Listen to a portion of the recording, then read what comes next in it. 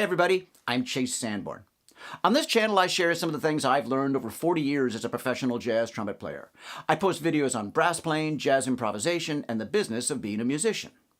While most of the videos you see on this site are my own, this one's a little bit different. It was produced by Yamaha Canada Music as part of a series profiling Yamaha artists. Now I've been a Yamaha artist for most of my career, and I'm very proud of the things we've done together.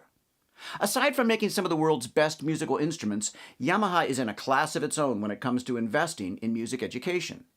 Being a Yamaha artist has given me the opportunity to work with students of all ages, and this video is just one example of their commitment to promoting music and musicians. I'll put links in the description to some of the other videos in the series. You should watch them. Each one reflects the unique story of the artist it profiles, and together they show some of the many different paths that professional musicians follow.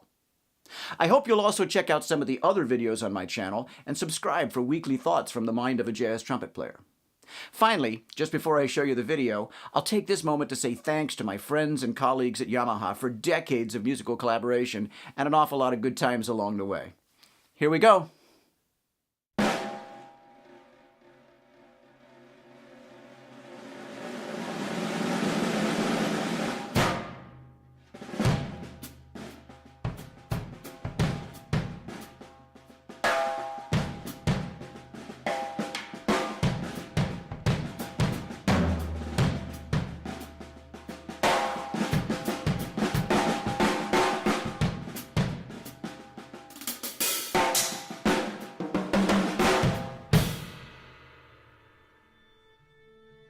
I grew up in Summit, New Jersey.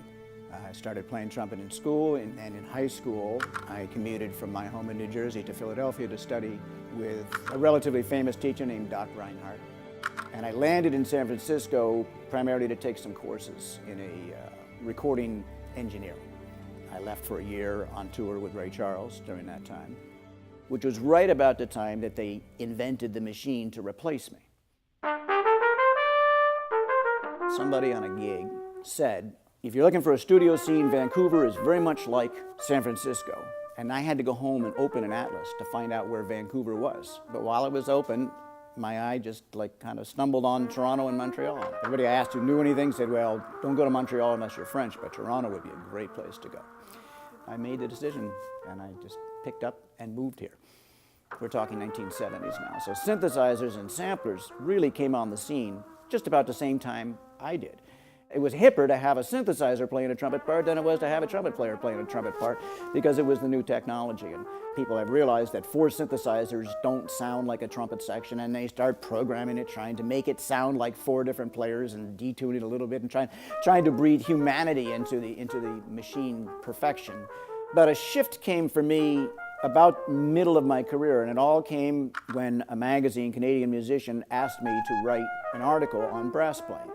Wound up, I wrote for that magazine for 10 years. And as a result of those articles, people started asking me for trumpet lessons. So I started teaching a little bit. So I've been a full-time university professor now I'm in my 8th year. It subsidized the playing career. You know, when I didn't have gigs, my kids still wanted to eat, which was annoying, but necessary. And I started to think, well, what if I bound all of this into a book and sold it for $5 so at least I could recoup my photocopying costs? And over the next 10 years or so, I was turning out another book about every 2 years. Well, first of all, if a student comes to me and says, do you think I should go into music? My first answer is always no.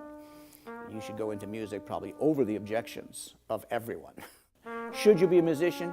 Absolutely. The question is then, do you want to subject your art form to the pressures of commerce? So I've made the most money as a professional trumpet player playing on some jingle that runs for years and years and years, and I keep getting paid. I mean, there's a clip on the internet. It's less than 1 second, and it's me doing this. Thousands and thousands of dollars that thing has paid me.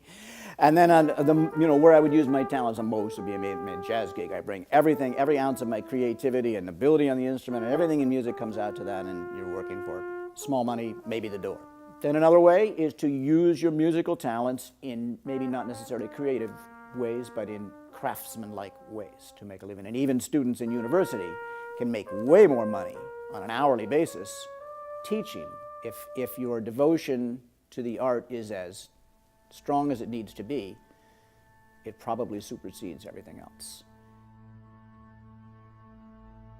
We all have some point in our life, where the music played an important role. Now, for a professional musician, it's always, right? It never leaves us. It's always there. People who don't know, they're not musicians, they're not familiar with the musical lifestyle, they're surprised when I tell them that I still have to practice the trumpet every day. Their assumption is, well, don't you know how to do it by now? Haven't you figured that out? And yeah, I know how to do it, but it's like being any other kind of athlete. If you don't do it every day, you're going to lose it. You can't keep it. And so that trying to keep the world at bay, to keep growing, hopefully.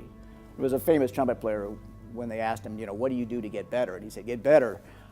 I'm just trying not to get worse.